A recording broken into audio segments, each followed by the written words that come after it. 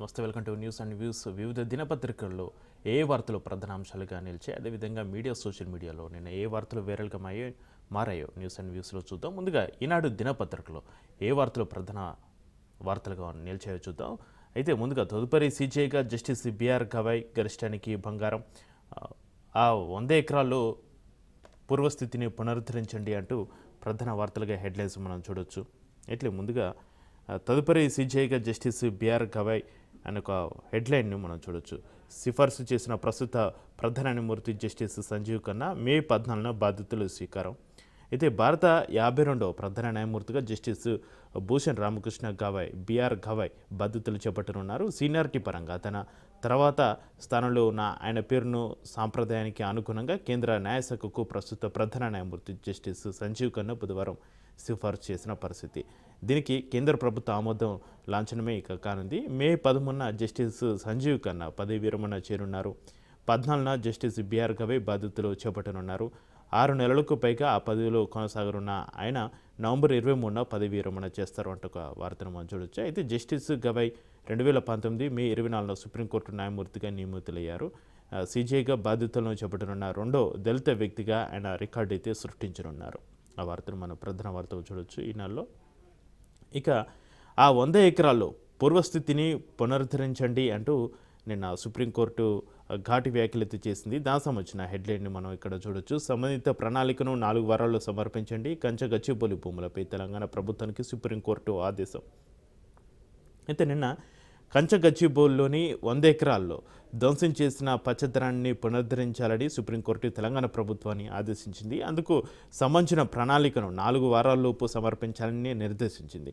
చెట్లు కొట్టివేయడంతో ఇబ్బంది పడుతున్న వన్య ప్రాణుల సంరక్షణకు తక్షణమే చర్యలు తీసుకోవాలంది. ఆ భూమిని తాకట్టు పెట్టారా లేదా దీని యజమాని ఎవరన్న వివరాల జోలికి పోవడం లేదని కేవలం పర్యావరణ పరిరక్షణ వరకే పరిమితం అవుతున్నట్లుగా పేర్కొంది.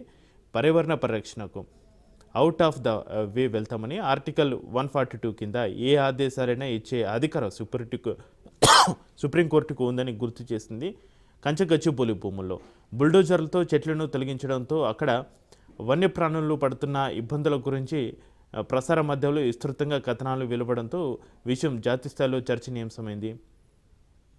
ఇక దీనికి సంబంధించి కోర్టు తీవ్రమైన ఆగ్రహాన్ని అయితే వ్యక్తం చేసింది. నిన్న గచ్చిబౌలి పర్యావరణానికి జరిగిన నష్టాన్ని సరిదిద్దడం గురించి తప్పితే ఇతర విషయాల గురించి మేము ఆలోచించడం లేదు. 1996 డిసెంబర్ 12న సుప్రీంకోర్టు జారీ చేసిన ఉత్తర్వులను ఎవరు ఉల్లంఘించినా చూస్తూ ఊరుకోం. చండీగఢ్లోని సుఖ్నా సరస్సును ప్రభావితం చేస్తుందని భావించి టాటాలో తలపెట్టిన భారీ గృహ నిర్మాణ ప్రాజెక్టును గతంలో ఆపేశాం. అందువల్ల గచ్చిబౌలిలో ఐటీ పార్క్ ఏర్పాటు చేస్తున్నారా, ఇంకోటి చేస్తున్నారా అన్నది చూడడం లేదు. డజన్ల కొద్ది బుల్డోజర్లు పెట్టి 100 ఎకరాల్లో అడవిని తుడిచిపెట్టడం గురించే చూస్తున్నామంటూ కోర్టు నిన్న చెప్పడం జరిగింది. ఒకవేళ మీరు అక్కడ ఏదైనా నిర్మించాలనుకుంటే నిబంధనలు పాటించి సంబంధిత అధికృత వ్యవస్థల నుంచి అనుమతులు తీసుకొని ఉండాల్సింది, అలాంటిది ఏమీ చేయలేదు అంటూ సుప్రీంకోర్టు ధర్మాసనం నిన్న ఆగ్రహం వ్యక్తం చేసిన పరిస్థితి. దానికి సంబంధించిన వార్తను మనం ఇక్కడ ప్రధాన వార్తలు చూడొచ్చు. ఇక కోర్టు ఆదేశాలను పాటిస్తాం, ప్రభుత్వ ఉద్దేశాన్ని తెలియజేస్తాం మంత్రి శ్రీధర్ బాబు నిన్న వ్యాఖ్యానించిన పరిస్థితి. గచ్చిబౌలి భూముల విషయంలో సుప్రీంకోర్టు ఆదేశాలను తూచా తప్పకుండా పాటిస్తామంటూ రాష్ట్ర ఐటీ పరిశ్రమల శాఖ మంత్రి దుద్దిల శ్రీధర్ బాబు తెలిపారు. దానికి సంబంధించిన వార్తను మనం ప్రధాన వార్తగా ఈనాడు దినపత్రికలో చూడొచ్చు.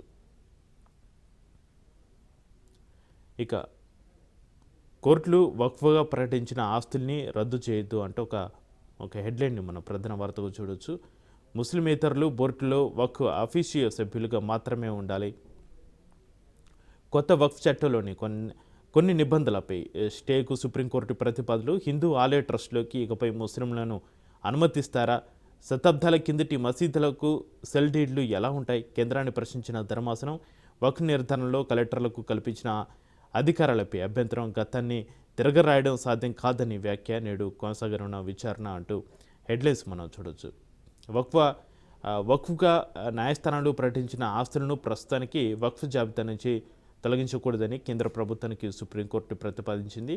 వక్ఫ్ బోర్డులు కేంద్ర వక్ఫ్ మండలిలో ఎక్స్ అఫీషియో సభ్యులు మినహా మిగతా సభ్యులంతా ఖచ్చితంగా ముస్లింలే అయి ఉండాలని సూచించింది. మతంతో సంబంధం లేకుండా ఎక్స్ అఫీషియో సభ్యులను నియమించవచ్చని పేర్కొంది. ఈ మేరకు వక్ఫ్ సవరణ చట్టంలోని కొన్ని కీలక నిబంధనలపై స్టే విధించేందుకు ప్రతిపాదనలు చేసింది. ఇకపై హిందూ మత ట్రస్టులోకి ముస్లింలను అనుమతిస్తారా అని కూడా కేంద్రాన్ని సర్వోన్నత న్యాయస్థానం ప్రశ్నించింది. ఈ వక్ఫ్ సవరణ బిల్లుకు సంబంధించి ఈ వార్త ప్రధాన వార్తగా మనం చూడవచ్చు. ఇక మరో ప్రధానమైన వార్త, గరిష్టానికి బంగారం 98,000 మించిన ధర అంటూ ఒక ప్రధాన వార్తను మనం చూడొచ్చు. అయితే అంతర్జాతీయంగా దేశీయంగా బంగారం ధర సరికొత్త గరిష్టాలకైతే చేరుకుంటున్న పరిస్థితి.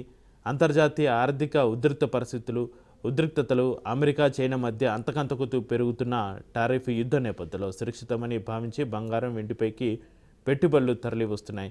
ఫలితంగా అంతర్జాతీయంగా ఔన్స్ 31.1 గ్రాముల మేలిమి బంగారం ధర మంగళవారంతో పోలిస్తే బుధవారం $107 మించి పెరిగింది.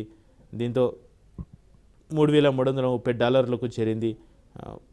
పుత్తడి ధర $3,300 తాకడం చరిత్రలో ఇప్పుడే. ఫలితంగా దేశీయ విపణిలోనూ పసిడి ధర బగ్గుమంది. హైదరాబాద్ బులియన్ విపణిలో బుధవారం రాత్రి 11:30 గంటల సమయానికి 10 గ్రాముల మేలిమి బంగారం అంటే 24 క్యారెట్ల బంగారం ధర 98,400కి చేరిన పరిస్థితి. అయితే కిలో వెండి ధర కూడా చూసినట్లయితే 98,900 వద్ద ట్రేడ్ అవుతుంది. దేశీయ కమోడిటీ ఎక్స్చేంజ్ ఎంపీఎక్స్లో 10 గ్రాముల మేలిమి బంగారం ధర గరిష్టంగా 95,732ను తాకిన చివరకు 93,451 వద్ద ముగిసింది. అధిక సుంకాలు, వస్తువులు, ఖనిజాల ఎగుమతులపై ఆంక్షల ఫలితంగా అమెరికాలో టెక్ కంపెనీల షేర్లు ప్రధాన సూచీలు నష్టపోతున్నాయి. ఈ నేపథ్యంలోనే అమెరికా డాలర్ సూచీ 100 కంటే దిగువకు చేరడంతో పెట్టుబడులు డాలర్ నుంచి పసిడిపైకి మలుతున్నాయి. అమెరికాలో వడ్డీ రేట్లు తగ్గిస్తారనే అంచనాలు బంగారం ధర పెరిగేందుకు దోహదపడుతున్నాయని బ్రోకరేజీలు పేర్కొంటున్న పరిస్థితి. అయితే ఈ బంగారం సంబంధించిన వార్తని ఇక్కడ ఈనాడు దినపత్రికలో ప్రధాన వార్తగా మనం చూడవచ్చు. ఇక జేఈఈ మెయిన్ ర్యాంకుల విడుదల నేడు అంటూ ఒక హెడ్లైన్ మనం చూడవచ్చు. అయితే జేఈఈ మెయిన్ ర్యాంకులను గురువారం జాతీయ పరీక్షల సంస్థ విడుదల చేయనుంది. గత జనవరి ఇటీవల జరిగిన 2 విడతల పరీక్షలోని ఉత్తమ స్కోర్ను పరిగణలోకి తీసుకుని ర్యాంకులు కేటాయిస్తారు. తుది విడతల పరీక్షల ప్రాథమిక కీపీ అభ్యంతరాల సమర్పణ గడువు ఆదివారం అర్ధరాత్రిలో ముగిసింది. అభ్యంతరాలను నిపుణుల కమిటీ పరిశీలించి తుది కీతో పాటు ర్యాంకులను వెల్లడిస్తారు. అయితే జేఈఈ మెయిన్ ర్యాంకుల విడుదల నేడు అంటూ వార్తను మనం చూడవచ్చు. ఇక 27,000 కోట్ల పెట్టుబడులు, 5,600 మెగావాట్ల హరిత ఇంధన ప్లాంట్లు, 2 సంస్థలతో రెడ్కో ఒప్పందం, 2035 నాటికి 40,000 మెగావాట్ల గ్రీన్ ఎనర్జీ ఉత్పత్తి లక్ష్యం ఉప ముఖ్యమంత్రి బట్టి విక్రమార్క వెల్లడి. బట్టి సమీక్షంలో ఒప్పంద పత్రాలను చూపుతున్న అనిల దీపక్ అగర్వాల్, చిత్రంలో మన్సుదర్, సందీప్ కుమార్ సుల్తానియా అంటూ వార్తను మనం చూడొచ్చు.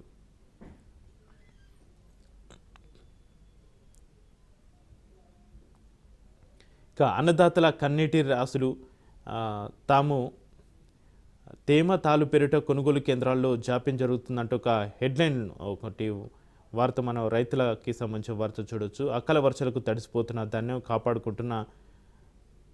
కాపాడుకుందామన్నా కూడా పట్టాలు కరువు, కొర్రీలు భరించలేక మిల్లర్లకు విక్రయం అంటూ రైతు ఘోషిస్తున్న పరిస్థితి. అన్నదాతల ఆరుకాలం కష్టం వర్షార్పణం అవుతుంది. 10 రోజులుగా ఎదురుగాలతో రాష్ట్రంలో కురుస్తున్న అకాల వర్షాలతో రైతులకు కంటి మీద కునుకు లేకుండా కరువైన పరిస్థితి.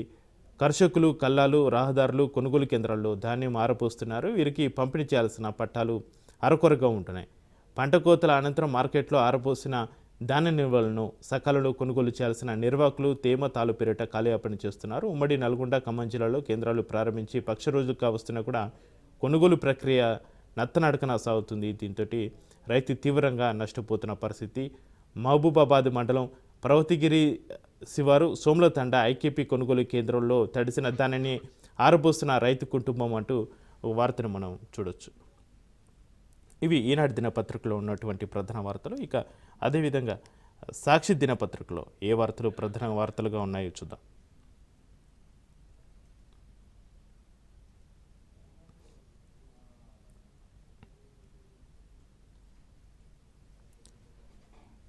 అయితే సాక్షి మెయిన్ పేపర్లో కూడా ఈ సుప్రీంకోర్టు ఆగ్రహం కంచగచ్చిబౌలి భూములకు సంబంధించి ఆ వార్తని ఇక్కడ హైలైట్ చేయడం జరిగింది. అయితే కంచెలోనే లోపలేస్తామంటూ ఒక హెడ్లైన్ని తీసుకోవడం జరిగింది. కంచగచ్చిబౌలి భూములో చెట్ల నరికివేతకు అనుమతులు తీసుకున్నారా లేదా, ఒకవేళ తీసుకోకుంటే అక్కడే తాత్కాలిక జైలుకు కట్టి అధికారులను 6 నెలల పాటు జైలుకు పంపుతామంటూ తీవ్రమైన వ్యాఖ్యలని దృష్ట్యా ఈ హెడ్లైన్ని తీసుకోవడం జరిగింది సాక్షి పేపర్.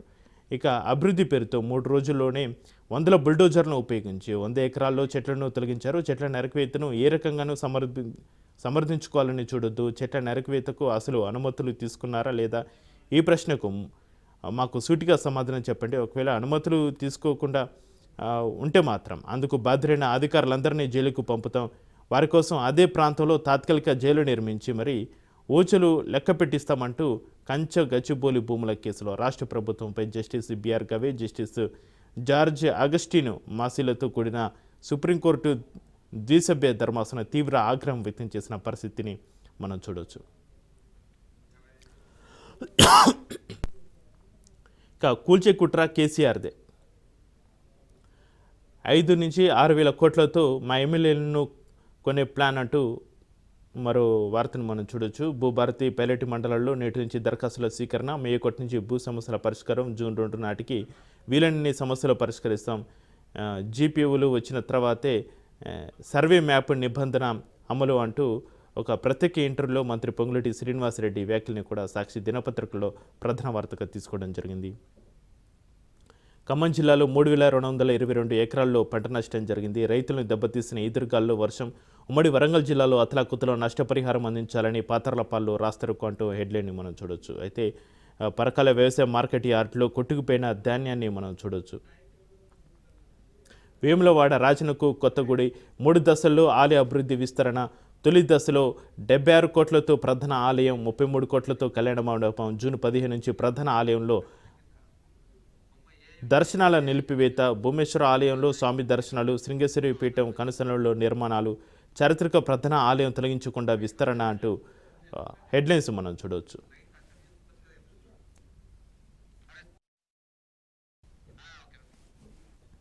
అయితే వేములవాడ శ్రీ రాజరాజేశ్వర స్వామి దేవాలయాన్ని పూర్తి స్థాయిలో అభివృద్ధి చేసి విస్తరించే పనులకు ప్రభుత్వ శ్రీకారం చుడుతుంది. 3 దశల్లో ఆలయం పరిసరాలను అభివృద్ధి చేయబోతుంది అంటూ వారు ప్రకటించడం జరుగుతుంది. అయితే ఇందులో తొలి దశ పనులను జూన్లో ప్రారంభించాలని నిర్ణయించింది. దానికి సంబంధించిన వార్తను మనం చూడొచ్చు. వేములవాడ రాజనకు కొత్తగూడి. ఇక స్మితా సబర్వాల్కు నోటీసులు అంటూ ఒక హెడ్లైన్ మనం చూడొచ్చు. కంచగచ్చిబౌలి భూముల వ్యవహారంలో చేసిన రిట్వీట్కు సమాధానం ఇవ్వాలని రాష్ట్ర పర్యాటక శాఖ కార్యదర్శి స్మితా సబర్వాల్కు గచ్చిబౌలి పోలీసులు నోటీసులు అయితే జారీ చేయడం జరిగింది. అయితే జేసీబీల ఎదురుగా నిలబడి ఉన్న జింకలు నెమళ్ళ ఫోటోను ఆమె రీట్వీట్ చేశారు. దానికి సంబంధించి పోలీసులు నోటీసులు జారీ చేయడం జరిగింది స్మితా సబర్వాల్కు. ఆ వార్తను మనం ప్రధాన వార్తకు చూడొచ్చు. ఇక నూతన సీజేఐగా జస్టిస్ గవాయ్, కేంద్ర న్యాయశాఖకు సిఫారసు చేసిన సీజే జస్టిస్ సంజీవ్ ఖన్నా అంటూ ఈనాడు దినపత్రికలో ఉన్నటువంటి ప్రధాన వార్తని ఇక్కడ సాక్షి దినపత్రికలు కూడా చూడొచ్చు. నేడు జేఈ మెయిన్ ఫలితాలు గురువారం విడుదల కానున్నాయి. 2 సెషన్లు పూర్తవడంతో ర్యాంకులు కూడా ఇవ్వనున్నట్లుగా నేషనల్ టెస్టింగ్ ఏజెన్సీ తెలిపినటువంటి పరిస్థితి. ఆ వార్తను ప్రధాన వార్తగా మనం చూడొచ్చు. ప్రతి పనిలోనూ ఉత్తరాది కూలీలే. రాష్ట్ర వ్యాప్తంగా 3.5 లక్షల మంది ఉత్తరాది కూలీలు అంటూ కూడా ఒక హెడ్లైన్స్ తోటి ఒక వార్తను మనం చూడొచ్చు. నిర్మాణ, వ్యవసాయ, హమాలి, గ్రానైట్ పరిశ్రమలో అధికం. ఇక్కడే స్థిరపడేందుకు ఆసక్తి చూపుతున్న లేబర్, కూలీ పనుల్లో తగ్గుతున్న తెలంగాణ వాసులు, జీవన ప్రమాణాల మెరుగుతో మారుతున్న దృక్పథం, లేబర్ కొరతను అందిపుచ్చుకుంటున్న ఉత్తరాది వారు అంటూ ఒక కథనాన్ని మనం చూడొచ్చు.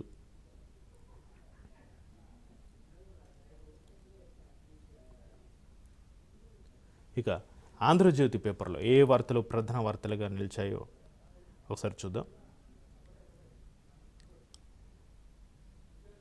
ఈ ఆంధ్రజ్యోతిలో కూడా కంచగచ్చిబౌలిలో ఆ 100 ఎకరాలను పునరుద్ధరిస్తారా లేక జైలుకి వెళ్తారా అంటూ ఒక హెడ్లైన్ని తీసుకోవడం జరిగింది.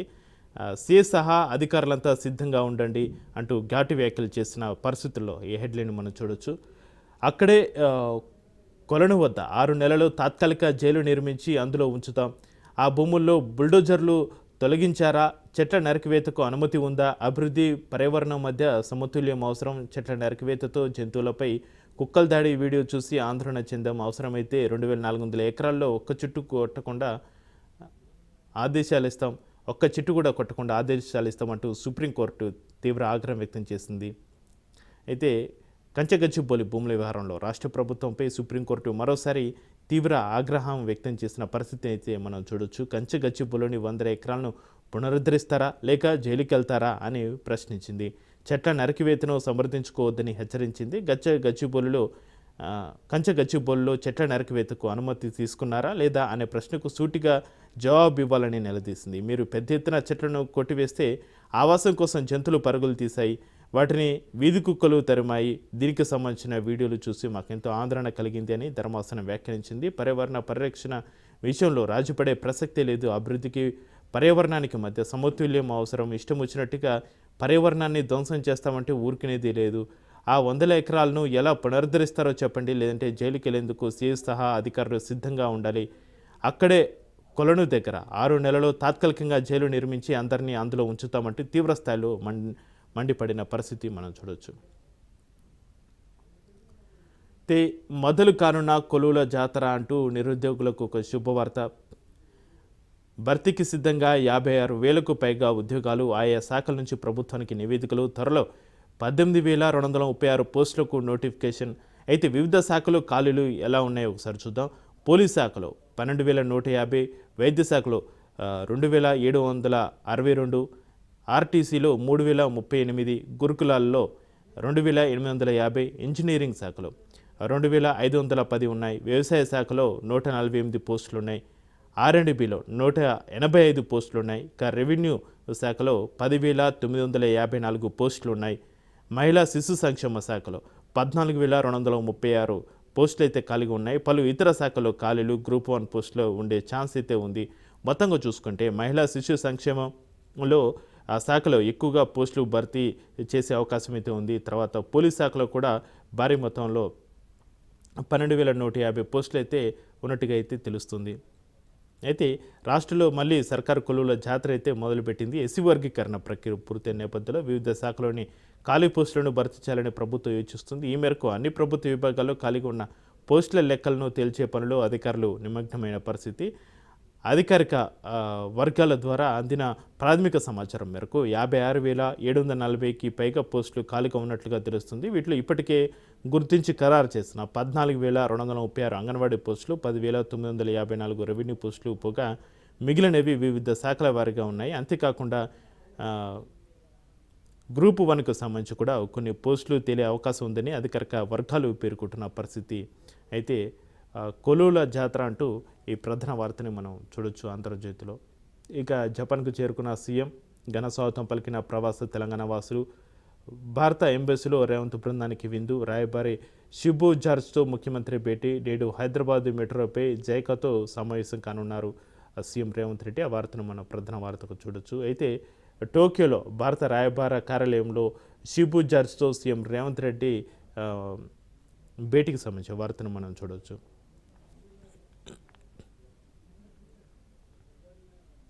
ఇక వక్ఫ్ ఆస్తులేవి డీనోటిఫై చేయొద్దు అంటూ ఒక హెడ్లైన్ తోటి వార్తను చూడొచ్చు. వక్ఫ్ బై యూజర్ అయిన వక్ఫ్ బోర్డుల అర్హులైన ప్రస్తుతానికి చర్యలు వద్దు. కేంద్రానికి సుప్రీం సూచన. చట్టంలోని పలు అంశాలపై స్టే ఇచ్చేందుకు సిద్ధం. వక్ఫ్ బై యూజర్లను అనుమతించకుంటే ఎలా? 100 ఏళ్ల కిందటి ఆస్తులకు పత్రాలు ఎలా వస్తాయి? హిందూ మత ట్రస్ట్ బోర్డులో ముస్లింలకు చొట్టిస్తారని సుప్రీంకోర్టు నిలదీత విచారణ జరపకుండా ఉత్తర్వులు ఇవ్వవద్దంటూ కేంద్రం కేవియట్ దాఖలు చేసిన పరిస్థితి. అయితే దేశవ్యాప్తంగా వక్ఫ్ బై యూజర్గా నమోదై ఉన్నవి సహా వక్ఫ్ ఆస్తులను వేటిని కూడా డీనోటిఫై చేయవద్దని కేంద్ర ప్రభుత్వానికి సుప్రీంకోర్టు సూచించింది. కేంద్రం తెచ్చిన వక్ఫ్ సవరణ చట్టంలోని కొన్ని సెక్షన్లను సవాల్ చేస్తూ దాఖలైన పిటిషన్లపై బుధవారం విచారణ సందర్భంగా ఈ ప్రతిపాదన చేసింది. ఈ మేరకు చట్టంలోని పలు అంశాలపై స్టే ఇచ్చేందుకు సిద్ధమైంది. దీనికి సంబంధించిన వార్తను కూడా మనం చూడొచ్చు. వక్ఫ్ సవరణ బిల్లుకు సంబంధించి ఆందోళన మనం చూడొచ్చు. గంగా జముని తెహజీబ్కు అత్యున్నత ప్రతీక ఉర్దూ. అది విదేశీ భాష కాదు, మన దేశంలోని పుట్టిన భాష. హిందూ మూలం హిందవి, అది పార్సీ పదం అంటూ సుప్రీంకోర్టు పేర్కొనడం జరిగింది. బోర్డుల మీద ఉర్దూ ఉండొద్దన్న పిటిషన్ కొట్టివేసింది సుప్రీంకోర్టు. హరిత ఇంధనంలో 29,000 కోట్లు అంటూ ఒక హెడ్లైన్ని మనం చూడొచ్చు. అయితే బట్టి సమక్షంలో గ్రీన్ ఎనర్జీ ప్రాజెక్టులపై కంపెనీ ప్రతినిధుల ఒప్పందాలు వార్తను మనం ప్రధాన వార్తతో చూడొచ్చు. పెట్టుబడులకు ముందుకొచ్చిన యూకోరెన్ జీపీఎస్ ఆర్య రాష్ట్ర ప్రభుత్వంతో ఒప్పందాలు ఖరారు. 2035 కల్లా 40,000 మెగావాట్ల గ్రీన్ ఎనర్జీ లక్ష్యం. డిమాండ్కు తగ్గట్లుగా విద్యుత్ ప్రాజెక్టుల నిర్మాణం. ఉప ముఖ్యమంత్రి మల్లు భట్టి విక్రమార్క అంటూ వార్తను ప్రధాన వార్తతో చూడొచ్చు. పాఠశాలలో నీళ్ల ట్యాంకులు పురుగుల మందు అంటూ ఇంకా హెడ్లైన్ మనం చూడొచ్చు. మధ్యాహ్నం భోజనం వండే పాత్రలోనూ అనుమానం వచ్చి అప్రమత్తమైన సిబ్బంది సకాలంలో గుర్తించడంతో తప్పిన ముప్పు. నిందితుడి అరెస్ట్ చేసిన పోలీసులు. నిందితుడు స్వయం కృష్ణ పురుగుల మందు డబ్బా అంటూ ఆ 2 ఫోటోలను కూడా ఇక్కడ వార్తలు మనం చూడొచ్చు. అదొక పాఠశాల. సుమారు 30 మంది విద్యార్థులు ఆ బడిలో చదువుకుంటున్నారు. ఆ బడిలో మధ్యాహ్న భోజనం వండడం కోసం ఉపయోగించే పాత్రలను స్కూలు వాటర్ ట్యాంకులను పురుగుల మందు కలిపాడొక దుండగుడు. ఆ విషయాన్ని పాఠశాల సిబ్బంది సకాలంలో గుర్తించడంతో పెను ప్రమాదం తప్పినట్లయింది. ఎస్సీ కుల ధృవీకరణ పత్రాల జారీ ఎలా అంటూ ఒక హెడ్లైన్ మనం చూడొచ్చు. వర్గీకరణ అమల్లోకి వచ్చిన నేపథ్యంలో మార్గదర్శకాల విడుదలపై సర్కారు కసరత్తు చేసింది. కులగణను ప్రామాణికంగా తీసుకునే యోచన అభివృద్ధిని అధికారులకు అందుబాటులో ఉంటే తప్పులు జరిగే అవకాశం ఉండదని ఒక అంచనా. ఇక నమస్తే తెలంగాణలో ఏ వార్తలు ప్రధాన వార్తలుగా నిలిచాయో ఒకసారి చూద్దాం.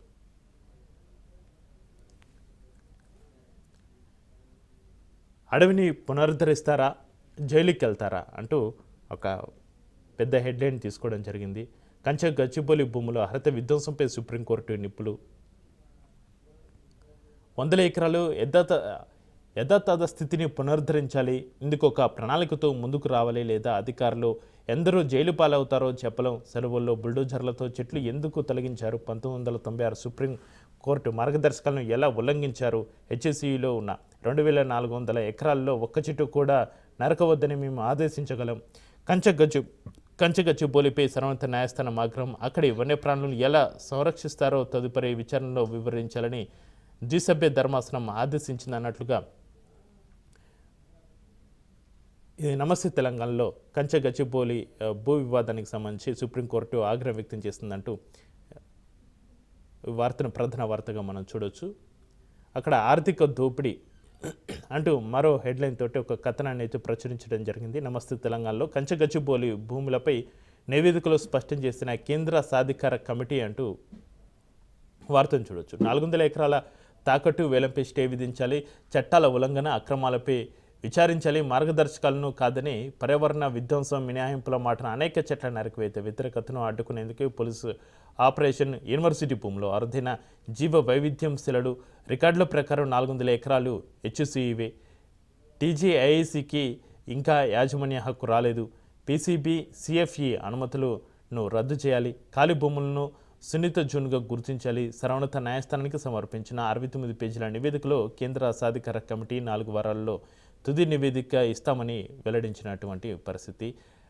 అయితే అడవులను పోలిన ప్రాంతాల విషయంలో సుప్రీంకోర్టు ఇచ్చిన మార్గదర్శకాలకు తిలోదకాలు ఇచ్చి పర్యావరణ విధ్వంసానికి పాల్పడ్డారు. ఈ క్రమంలో చట్టాలను కూడా ఉల్లంఘించారు. ఉద్దేశపూర్వకంగానే పర్యావరణ అనుమతులు తీసుకోవద్దని రాష్ట్ర కాలుష్య నియంత్రణ మండలి నుంచి సిఎఫ్ఈ అంటే కాన్సన్ట్రేట్ ఫర్ ఎస్టాబ్లిష్మెంట్ అనుమతి తీసుకున్నారు. మినహాయింపు ఉన్న చెట్ల మాటన అన్ని రకాల చెట్లను బుల్డోజర్లతో నేలమట్టం చేశారు అంటూ రాయడం జరిగింది. హెచ్ఎస్సి భూములపై సుప్రీంకోర్టు ఇచ్చిన నివేదికలో కేంద్ర సాధికార కమిటీ ఇచ్చినటువంటి నివేదికను ఇక్కడ మనకి నమస్తే తెలంగాణలో ప్రచురించడం జరిగింది. హామీలపై నిలదీస్తే లాఠీ చార్జ్. మంత్రి పర్యటనలో పోలీసు జులం అంటూ మరో వార్తను మనం చూడొచ్చు. షాదీ ముబారక్ కళ్యాణ్ లక్ష్మి చెక్కుల పంపిణీలో ఉద్ధృత పరిస్థితి.